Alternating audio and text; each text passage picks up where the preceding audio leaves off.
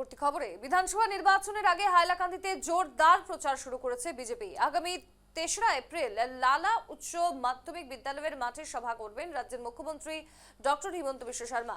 জেলার হাইলাকান্দি আসনে বিজেপি এবং আলগাপুর কাটলিছড়া আসনে এজিপি প্রার্থীর সমর্থনে সরাসরি মাঠে নামছেন তিনি। মুখ্যমন্ত্রী সভা ঘিরে দলীয় কর্মী সমর্থকদের মধ্যে ব্যাপক উচ্ছ্বাস দেখা গেছে। একই সঙ্গে কেন্দ্রীয় স্বরাষ্ট্রমন্ত্রী অমিত শাহর সফরের সম্ভাবনাও উড়িয়ে দেওয়া যাচ্ছে না।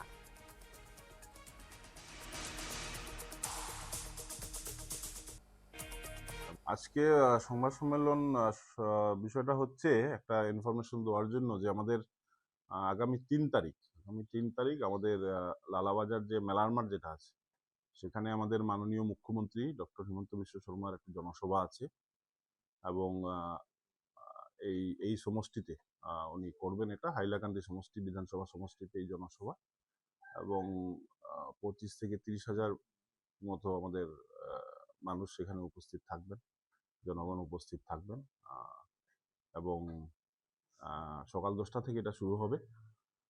সেই বিষয়টি অবগতির জন্য আপনাদেরকে আজকের এই প্রেস মিট ডাকা হয়েছে। আমরা জানি যে আমাদের নির্বাচন খুব 9 তারিখ আমাদের নির্বাচন, এবং এই প্রাক মুহূর্তে আমাদের মাননীয় মুখ্যমন্ত্রী আসছেন 3 তারিখ, এবং 7 তারিখ আমাদের মাননীয় গৃহমন্ত্রী, কেন্দ্রীয় গৃহমন্ত্রী অমিত শাহ জি, উনি 7 তারিখ হাইলাকান্দিতে আসবেন এবং ওনারও একটা বিশাল জনসভা আমরা আয়োজন করছি। ভেন্যুটা এখনো আলোচনা চলছে, ভেন্যুটা এখনো ঠিক হয় নাই, কিন্তু ওটাও বিশাল একটা জনসভা হবে।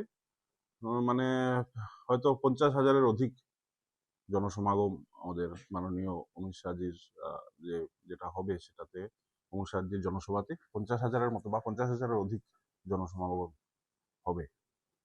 সেই বিষয়ে অবগতির জন্য আজকের এই আপনাদেরকে ডাকা হয়েছে। ডায়মন্ড হারবারের কাটমানি অভিযোগকে সামনে রেখে সরব হলেন বিজেপি প্রার্থী দীপক হালদার। এদিন বিজেপির স্থানীয় কার্যালয়ে জবাব চায় চার্জশিট কর্মসূচি থেকে তিনি তৃণমূল কংগ্রেস প্রার্থী এবং দলেরই সর্বভারতীয় সাধারণ সম্পাদক অভিষেক বন্দ্যোপাধ্যায়ের বিরুদ্ধে একাধিক অভিযোগ তোলেন। হালদারের দাবি, ডায়মন্ড হারবারে কোনো কাজ করতে গেলেই কাটমানি দিতে হয়। তার অভিযোগ, তৃণমূল প্রার্থী সাধারণ মানুষের কাজ সরাসরি না করে বিভিন্ন নেতার কাছে পাঠিয়ে দেন এবং এলাকায় গণতান্ত্রিক পরিবেশ নষ্ট হচ্ছে। তিনি বলেন, ডায়মন্ড হারবার মডেল বলে যে দাবি করা হয়, বাস্তবে সেখানে কাটমানি ছাড়া কিছুই হয় না।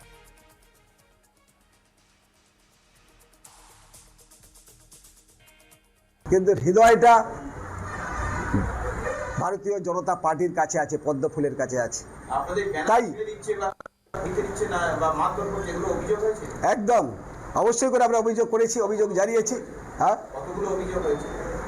না আমরা যতগুলো ঘটনা ঘটেছে আমরা তো খুব বেশি করতে পারিনি, এই জন্যেই যেহেতু এইসব ধরনের নোংরামো করছে বলেই আমরা খুব বেশি উদ্যোগ গ্রহণ করিনি, তাদেরকে আপাতত সংযত রেখেছি।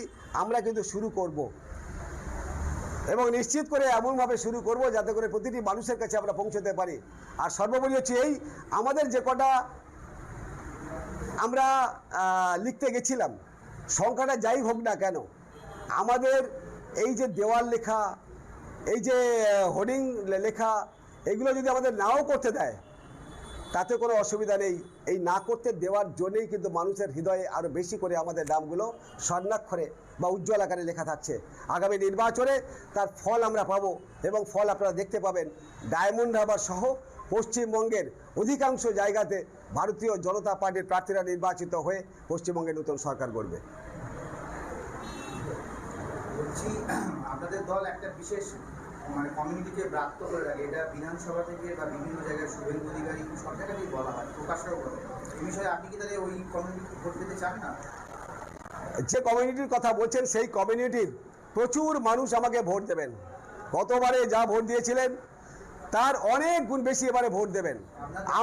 আমাদের দল কোনোভাবে সেই কমিউনিটির বিরুদ্ধে নয়।